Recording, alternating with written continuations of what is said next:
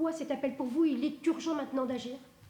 Alors, il est d'autant plus urgent que la Corse a une spécificité évidente, c'est une île. Alors, si ça a d'abord constitué un avantage par des barrières naturelles, avec l'apparition du virus sur l'île, au contraire, avec la phase 3, ça devient un handicap. On peut considérer la Corse comme un bateau à grandeur, à une grande échelle, et du coup, les capacités d'accueil vont être rapidement submergées, encore plus qu'ailleurs.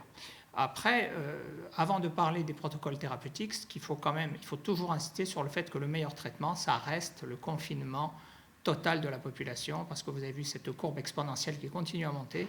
Il faut absolument que la courbe s'aplatisse dans le temps pour que les gens ne soient pas tous malades en même temps, et ça, il faut le dire, le redire tous les jours à tout le monde et tout le temps.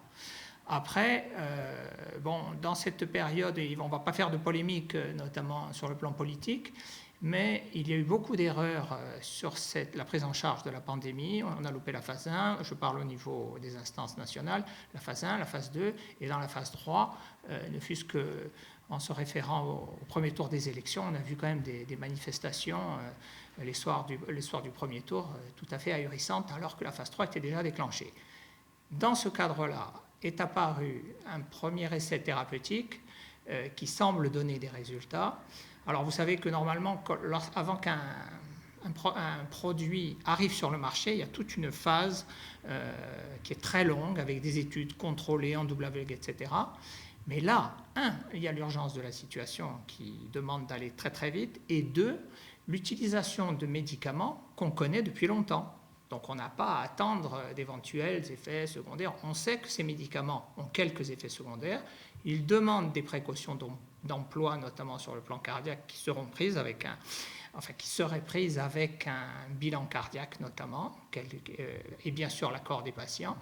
Et ensuite, nous, ce qu'on voudrait, c'est que puisqu'il y a un essai ouvert, que la Corse puisse participer de façon élargie, puisqu'on est une zone forte, on est la région avec la plus forte proportion de patients atteints, et donc pouvoir réaliser des tests de façon beaucoup plus large qu'actuellement. Tester pour après soigner avec ce protocole du professeur Raoult, vous demandez cette autorisation temporaire. Mais si elle ne vous est pas donnée, est-ce que vous êtes prêt à faire comme justement les équipes du professeur Raoult et dire aux médecins libéraux de la Haute-Corse comme de la Corse du Sud, eh bien allez-y, on se passe l'autorisation temporaire, il faut prescrire ce médicament? Alors, l'ordre c'est pas l'ordre de dire il faut prescrire. Il y a l'autorité, ce qu'on veut, c'est que l'autorité sanitaire, la HAS, l'autorité sanitaire de santé, puisse dégager cette autorisation temporaire d'utilisation. Mais il est évident, il faudra que ça soit avec des règles, et notamment une prescription initiale, comme je vous ai dit, avec un bilan préalable. Ce qu'on veut justement éviter, c'est que ça soit fait par tout le monde, dans son coin, dans tous les cabinets, ça sûrement pas. Maintenant, l'ordre des médecins, nous, on est garant de la déontologie médicale. Et le principe de base de la déontologie, chaque médecin qui passe sa thèse prononce un serment, le serment d'Hippocrate, dans lequel on jure de donner au patient tout ce qui est tout ce qui est la possibilité pour le soigner du mieux possible. Donc, partant de là, vu égard à la déontologie et en s'appuyant sur ce serment d'Hippocrate, nous, on pense qu'il faut absolument pouvoir donner les meilleures chances aux patients. Et ça, c'est un avis général. Moi, je représente la profession, je m'exprime en leur nom. Mais après, il y a un moment où on se dit, mais à titre personnel, qu'est-ce que je ferais ? En réfléchissant, en écoutant tout ce qui se dit, même les avis contraires, moi, je me dis, et il est possible que je l'ai, avec des signes respiratoires, qu'est-ce que je fais ? J'essaierai de trouver un traitement et de me traiter et de traiter mes proches. À ce moment-là, si moi je le décide pour moi, et je le pense sincèrement, je pense qu'il faut qu'il soit accessible à tous et à toutes.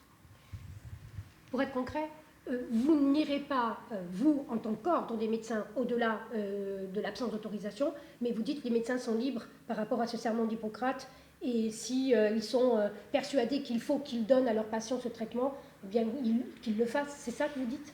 Il faut qu'ils le fassent dans le cadre d'un essai thérapeutique, sous l'égide d'une autorité. Il ne faut surtout pas qu'ils le fassent dans leur coin, dans leur cabinet. Et c'est pour qu'ils ne le fassent pas dans leur cabinet.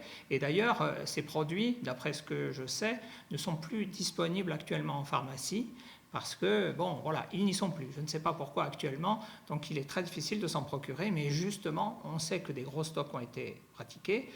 Nous, ce qu'on veut, c'est pouvoir participer à un essai ouvert. Et voilà, on ne veut pas justement que des praticiens le fassent dans leur coin et que les gens viennent réclamer ça ou aller à la pharmacie réclamer de la nivaquine ou du plaquenil de façon tout à fait individuelle. C'est ça qu'on ne veut pas.